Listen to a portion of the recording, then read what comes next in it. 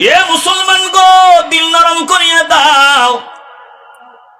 হযরতে আবু বকর সিদ্দিক রাদিয়াল্লাহু তাআলা আনহু আল্লাহ নবী রাহমাতুল লিল আলামিন সহ বসা আছেন। বলে একজন কোন কারণবশত আবু বকর সিদ্দিক রাদিয়াল্লাহু তাআলা আনহুর উপর খুব গরম, দিনদারি নাই। বলে বেঈমানদের মধ্য থেকে একজন আসিয়া আবু বকর সিদ্দিকরে গালিগালাজ করতেছে, গালি দিতেছে। বলে কতক্ষণ পর্যন্ত হজম করা যায়?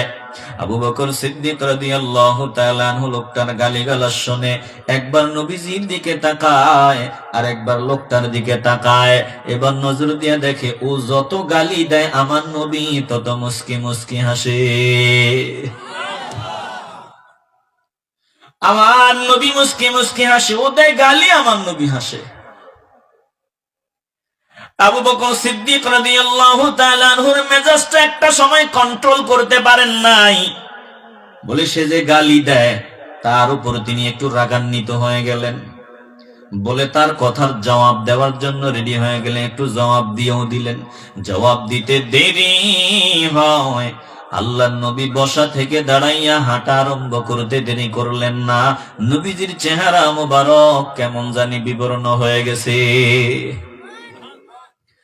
আবু বকর সিদ্দিক রাদিয়াল্লাহু তাআলা আনহু আল্লাহর নবীর চেহারা মোবারকের দিকে তাকাইয়া পেরেশান হয়ে গেলেন।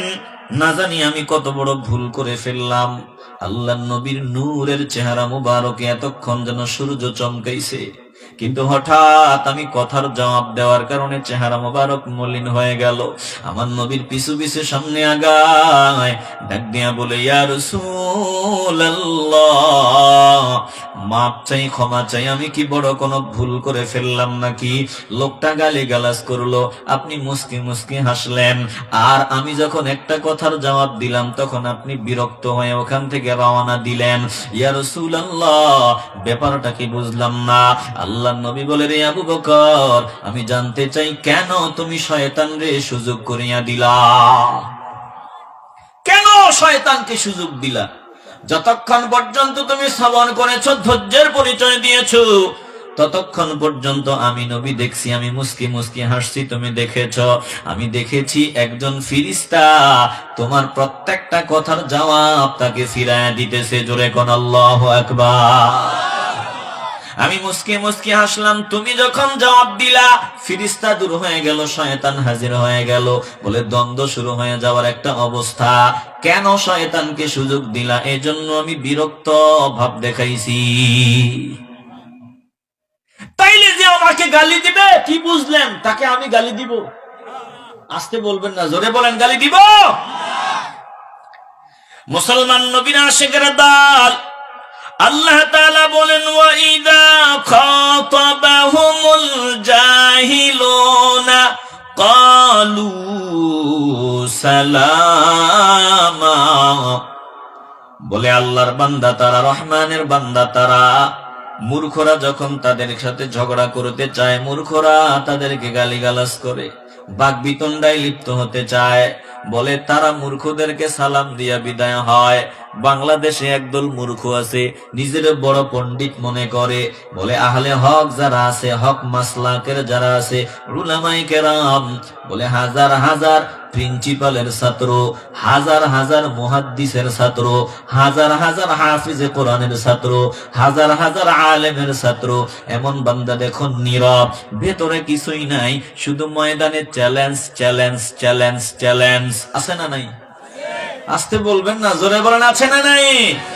এই যে খালি কলসি একটু আওয়াজ বেশি হয়, কথা কয় না। কলসি যদি খালি হয় এটাতে আওয়াজ হইব, আর ভরা যদি হয় আওয়াজ কম, কথা বলে না। আমি আপনারে কি দিয়া বুঝাবো? এই যে শামসুল উলামা আল্লামা সাহেব কিবলা ফুলতলি রহমাতুল্লাহি আলাইহি, তিনার আওলাদ বড় সাহেবের দিকে নজর দেন। বলে ভারী কলস, ভারী কলস, কিন্তু নড়াচড়া, কথা বলে না, নড়াচড়া, আওয়াজ কেমন যেন একটা লুকায়া লুকায়া চলে। আর আমরা তো খালি এজন্য শুধু বাজে, কথা কন ঠিক কিনা? এটাই বাস্তব। আমি যেটা বুঝাইতে চাই, ময়দানে আসিয়া ফতুয়াবাজির দরকার কি? আমার সামনে আপনারা যারা আছেন, আপনারা এসেছেন বয়ান শোনার জন্য, ফতুয়া আপনারা বুঝেন না। বলে ময়দানে আসিয়া আমগো দেশে ফতুয়া এত সস্তা হয়ে গেছে, এখন দাখিল পাস করে নাই, আলেমও পাস করে নাই, ফাজেলও পাস করে নাই, কামিলও শেষ করে নাই, এমন বান্দা বয়ানে বসিয়া বড় বড় ফতুয়া বাজি করে, জোরে কোন ঠিক কিনা? অবস্থাটা কি? আল্লাহ বলেন, মূর্খরা যখন সম্বোধন করে, তখন পণ্ডিত যারা, জ্ঞানী যারা, আমার প্রিয় বান্দা যারা মূর্খদের সাথে অযথা সময় নষ্ট করে না, তারা সালাম দিয়ে বিদায় হয়। আর মূর্খর দল মনে করে তারা দুর্বল। না না না, ওরা দুর্বল না, ওদের পাওয়ার আছে, ইলমের দিক থেকেও পারবা না। আবার এমন পাওয়ার আছে, আল্লাহ প্রদত্ত পাওয়ার, ওই পাওয়ারের মোকাবিলা করার সামর্থ্য নাই। ওরা শুধু মাওলার কথা মতো চলে। চূড়ান্ত পর্যায়ে যখন সামনে দাঁড়ানো লাগবে, প্রয়োজনে যখন তরবারি হাতে উঠবে, প্রয়োজনে যখন সামনে ডাক দিয়া বসাবে, বলবে বল, দেখবা তোমার 12টা বাজবে, তুমি পালাবার রাস্তা পাবা না, জোরে কোন ঠিক কিনা? আল্লাহ তাআলা বলেন, আমার বান্দাদের পরিচয় শুনিয়া লও। আর কারা? বলে ওয়াল্লাযীনা ইয়াবিতুনা লিরাব্বিহিম সুজদান ওয়া কিয়ামা ওয়াল্লাযীনা ইয়াকুলুনা ربنا اصرف عنا عذاب جهنم إن عذابها كان غراما إنها ساءت مستقرا ومقاما। খারাপ লাগে আপনাদের? বিরক্ত লাগতেছে? একটু হৃদয় দিয়ে উপলব্ধি করেন। জান্নাতি বান্দাদের গুণগুলো শুনিয়ালাম। আল্লাহ বলেন, ওরা হলো তারা এমন বান্দা, ওয়াল্লাযীনা ইয়াবিতুনা, তারা রাত কাটায় দেয়, লিরাব্বিহিম, তাদের রবের উদ্দেশ্যে, সুজদান ওয়া কিয়ামা, সিজদায় আর দাঁড়ানো অবস্থায়। বলে আমার খাঁটি বান্দাগুলো এমন, রাতের বেলা দুনিয়ার মানুষ তোমরা ঘুমাও, আর এমন বহু বান্দা আছে নয়তো আল্লাহ দুনিয়াটা টিকায় রাখতেন না, এরা আছে বলেই দুনিয়া এখনো টিকে আছে। ওরা যখন থাকবে না, আল্লাহ দুনিয়াও রাখবেন না। এমন বহু বান্দা আছে। আল্লাহ বলেন, যারা আমার বান্দা, এই বান্দাদের মধ্যে আমার স্পেশাল বান্দা এমন আছে, তারা ইয়াবিতুনা, রাত কাটায় দেয়, লিরাব্বিহিম, আমি রবের উদ্দেশ্যে, তাদের রবের উদ্দেশ্যে, সুজদান ওয়া কিয়ামা, সিজদায় আর দাঁড়ানো অবস্থায়। চিল্লায়া বলেন আল্লাহু আকবার। বলেন, এমন বান্দা আসেনি? আসতে বলবেন না, জবান খুলে বলেন আসেনি? আরে যারা দাঁড়ায় দাঁড়ায় নামাজে রাত কাটায়, সিজদায় রাত কাটায়, তুমি তাদেরকে গালি দাও, তুমি তাদের বিরুদ্ধে কথা বলো। একটু হৃদয় দিয়ে উপলব্ধি করে নেন, এই বান্দাগুলার জন্যই আল্লাহ আমাদের বাঁচায় রাখছেন। এই মানুষগুলা যদি না থাকতো, আল্লাহ আমাদের কবই গজব দিয়ে ধ্বংস করে দিতেন। আল্লাহ তাআলা বলেন, এরা আমি মাওলার দরবারে দোয়া করে, আমি মাওলার কাছে ফরিয়াদ করে, কান্নাকাটি করে। ওয়াল্লাযীনা ইয়াকুলুনা রাব্বানা সরিফ আন্না আযাব জাহান্নাম। আয় আল্লাহ মালিক, আপনি আমাদের থেকে রব্বানা শরীফ দূরে রাখেন, আন্না আযাব জাহান্নাম, জাহান্নামের আযাব আমাদের থেকে দূরে রাখেন। আয় আল্লাহ, জাহান্নামের আযাব সহ্য করতে পারবো না। ইন্না আযাবাহা কানা গরামা, নিশ্চয়ই জাহান্নামের আযাব হলো ধ্বংস।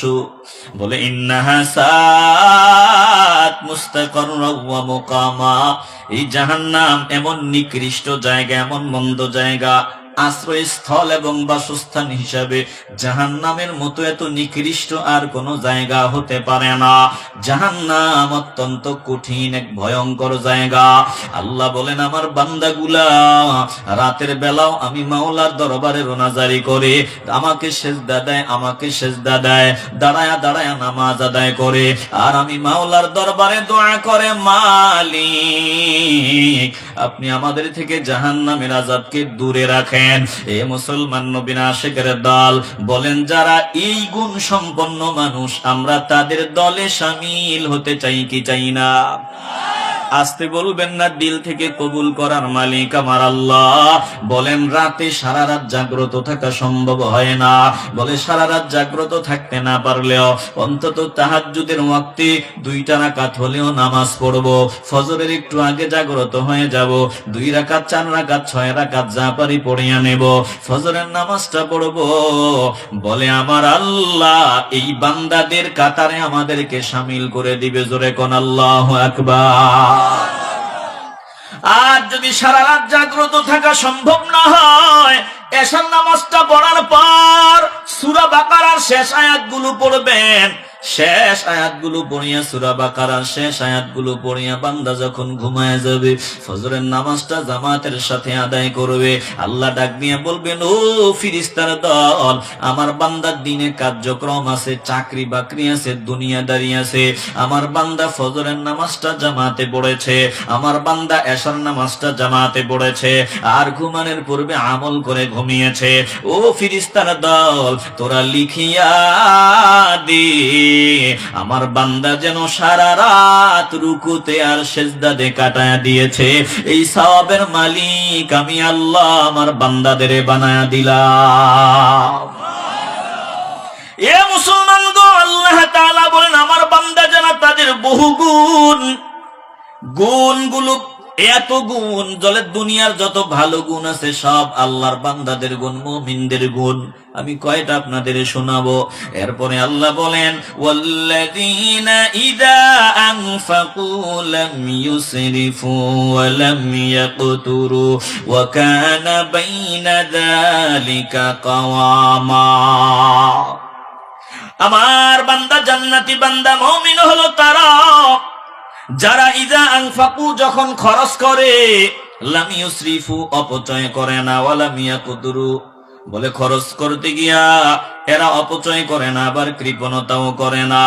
বলে ওয়া কানা বাইনা যালিকা কাওয়ামা, এই দুইয়ের মধ্যবর্তী অবস্থানে থাকে, একবারে বেশিও খরচ করে না, আবার কৃপণতাও করে না, দুইয়ের মাঝামাঝি অবস্থায় থাকে। আমার বান্দাগুলো এমন, তার বিবির জন্য যেমন পোশাক দরকার তেমন পোশাক কিনিয়া দেয়, তার সামর্থ্য আছে, বান্দা 5,000 টাকার পোশাক কিনে দিতে পারবে, বান্দা কিনিয়া দিল। বলে বান্দা 5,000 টাকার পোশাক কিনিয়া দিতে পারে, কিন্তু তার পোশাক নাই, একটা পোশাক। বলে দান সদকাও করে না, আবার বিবির পেছনে খরচও করে না, এই বান্দা কৃপণ হিসেবে পরিগণিত হবে।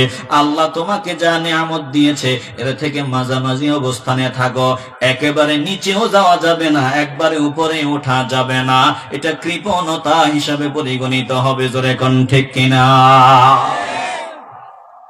দিল দিয়ে উপলব্ধি করিয়া নেন, আপনার সামর্থ্য আছে, আপনি দিনের রাস্তায় দান করেন, একবারে সব দিয়া ফকির হওয়া যাবে না, আবার কৃপণতাও করা যাবে না।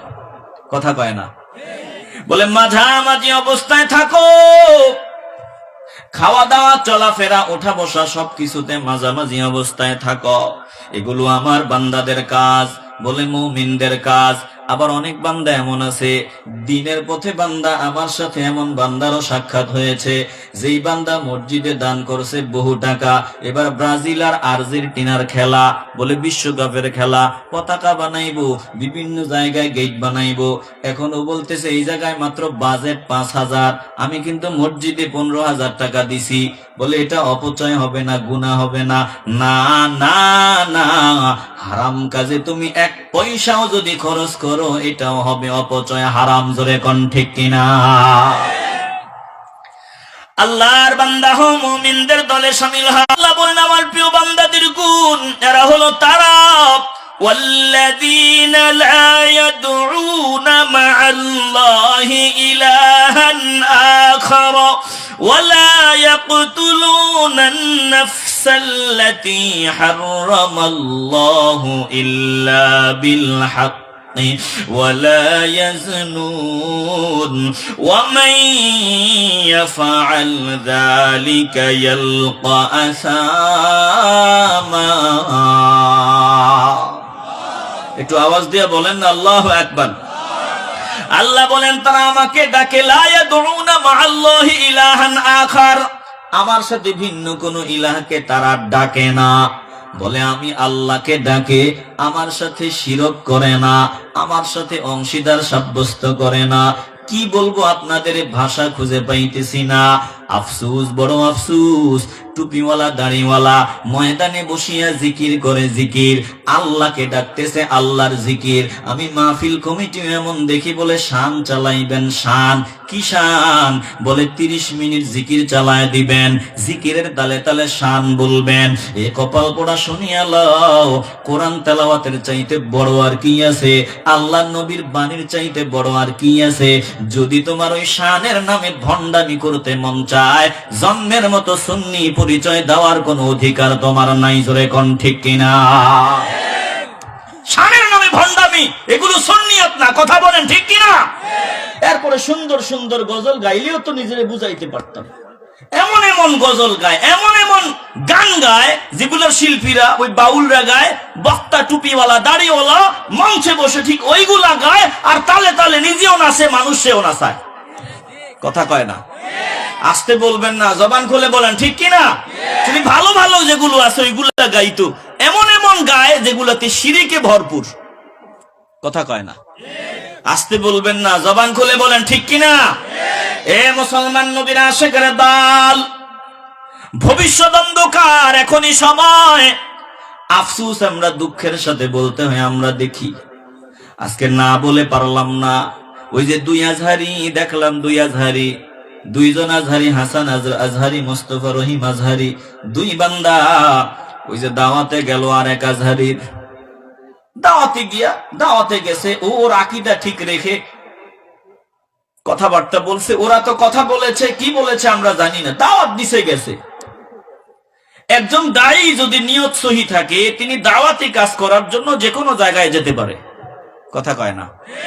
যে তিনি এই জায়গাটা দাওয়াত পৌঁছাই দিবেন, তার আকীদা বুঝাইবেন, তার আকীদার ব্যাপারে উনি ভুল বুঝে, ওনাকে বুঝাই দিবেন যে না না, এগুলো আমার আকীদা না, এটা আমার আকীদা। অসুবিধা আছে? কথা কয় না? তো ওখানে গিয়েছে, আবার ফতুয়া বোর্ড থেকে ওরা ওদের ফতুয়া, ওই জায়গা থেকে ফতুয়া আসছে যে ওরা তওবা করতে হবে। ঈমান নাই, ঈমান চলে গেছে, তওবা করতে হবে। তওবাও করেছে। কথা কয় না? ওরা তওবা করেছে। আফসুস, কত ভণ্ডামি হয়, কত নোংরামি হয়। ফতুয়া আসে না যে এগুলো আমাদের কাজ না, এগুলোর জন্য তওবা করো, এগুলো সুন্নিয়াত না, এগুলো সুন্নিদের কাজ না। ফতুয়া আসে না। কিছুদিন আগেও দেখলাম ওয়াজের মঞ্চে পীর সাহেবও লাফাইতে আছে, ড্যান্স দিতে আছে, পীর সাহেবের সাথে ভক্ত যারা আছে তারাও লাফাইতে আছে। কথা কয় না? আর জবান দিয়া যা আসে তা বলতেছে। বলেন তো, ইমানের আওয়াজ দিয়া বলবেন, ভণ্ডামির সাথে সুন্নিদের কোনো সম্পর্ক আছে? আসতে বলবেন না, সম্পর্ক আছে? দিল দিয়ে অনুধাবন করে নেন। ইয়া মুসলমান গো, আল্লাহ বলেন আমার বান্দা যারা, মুমিন যারা, আমার বান্দাদের গুণ বহু গুণের মধ্যে এটা একটা গুণ, লা ইয়াদউনা মাআল্লাহি ইলাহান আখারা, তারা আমি আল্লাহর সাথে অন্য কাউকে শিরক করে না, আমাকে ডাকে, ইলা হিসাবে অন্য কাউকে ডাকে না। বলে এরপরে ওয়ালা ইয়াকতুলুনান নাফসাল্লাতী হারামাল্লাহু ইল্লা বিল হাক্কি ওয়ালা ইয়াজনুন, তারা যথার্থ কারণ ছাড়া নিরপরাধ মানুষকে হত্যা করে না। কোন মানুষ যদি ফাঁসির দণ্ড পাওয়ার মতো উপযুক্ত হয়, আইন হাতে তুলে নিয়ে আপনি তাকে হত্যা করতে পারবেন না। তাকে হত্যা করার জন্য রাষ্ট্র আছে, রাষ্ট্র ব্যবস্থা আছে। বলে রাষ্ট্র যখন হত্যা করবে তখন মুমিনদের নিয়ম নীতি মেনেই করবে। বলে যথাযথ কারণ ছাড়া কাউকে হত্যা করবে না। জোরে কোন ঠিক কিনা? ওয়ালা ইয়াজনুন, তারা জিনা ব্যভিচার করবে না। বলে জিনা করবে না যারা আল্লাহর বান্দা, যারা মুমিন, যারা জান্নাতি বান্দা, তারা জিনা থেকে নিরাপদ দূরত্ব বজায় রাখবে।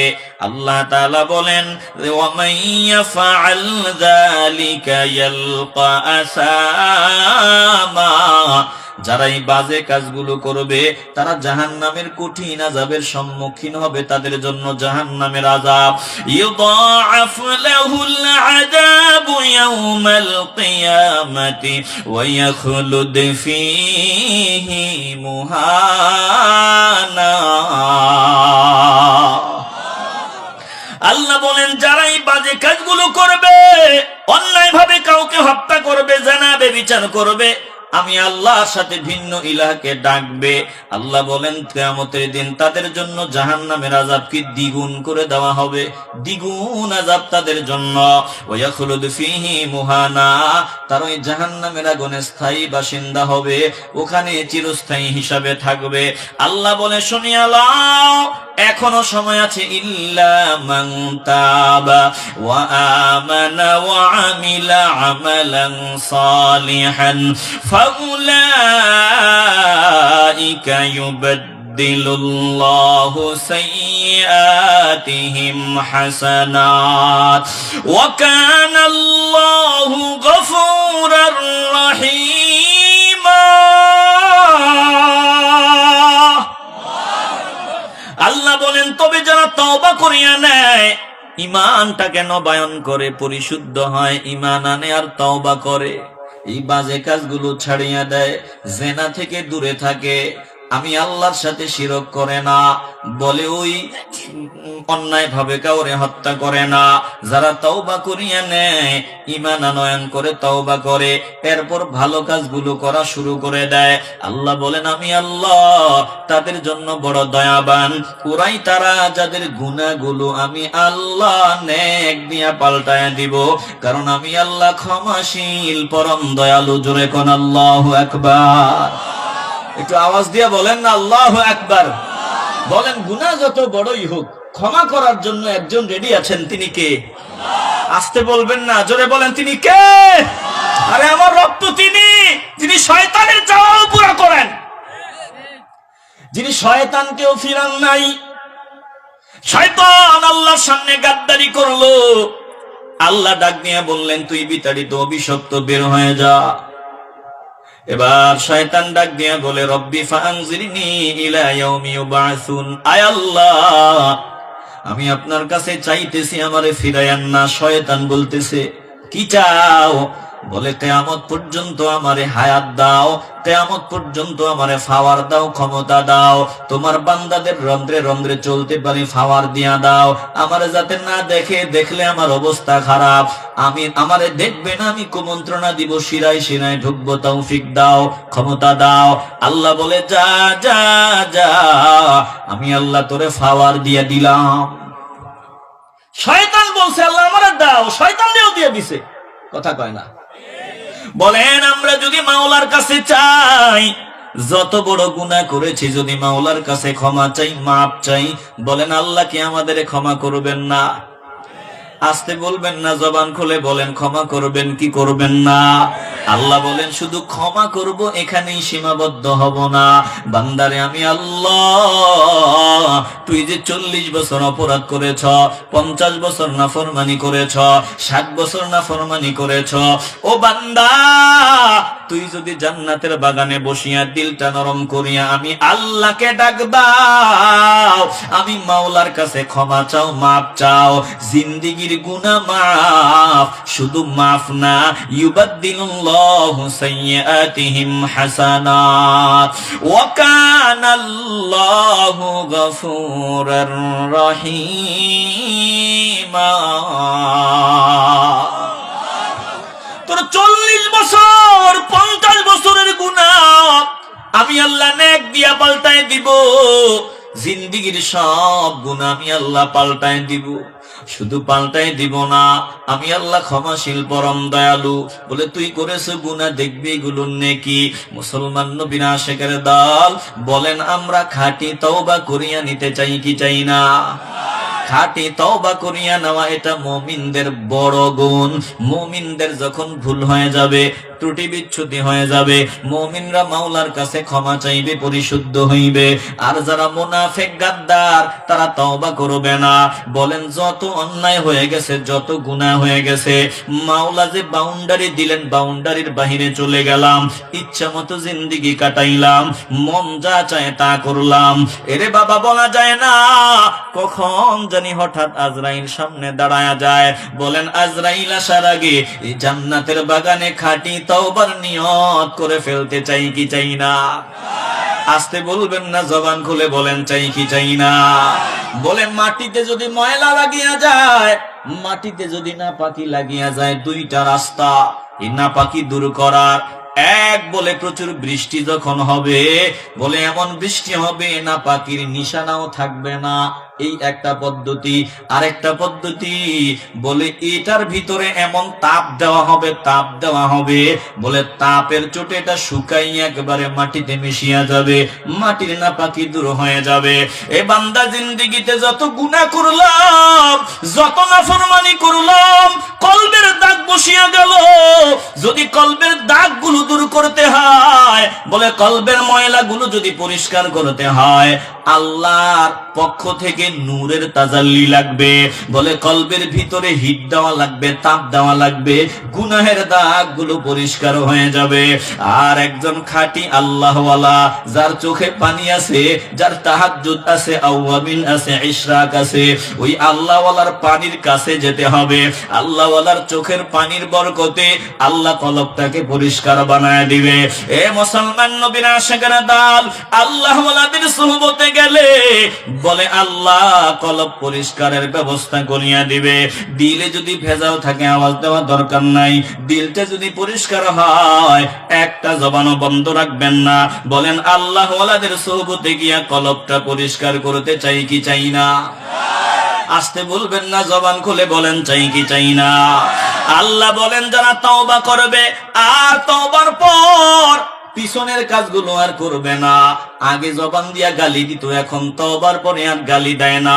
আগে বান্দা হারাম খাইতো, তওবার পর আর বান্দা হারামের কাছেও যায় না। আগে বান্দা জবান দিয়া মিথ্যা বলতো, তওবার পর আর মিথ্যা বলে না।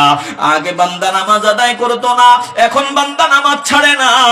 আগে রমাদানুল মুবারকে বান্দা রোজা রাখতো না, এখন বান্দা রোজা ভাঙ্গে না। বলে যেই বান্দা তওবা করে আর পিছনের আমল বাজে কাজগুলো বাদ দেয়, নেক কাজ করে, এই বান্দার তওবাটা আমি আল্লাহর দরবারে কবুল হয়। এই বান্দার তওবা এমন তওবা যেমন তওবা আমি আল্লাহর দরবারে করার প্রয়োজন।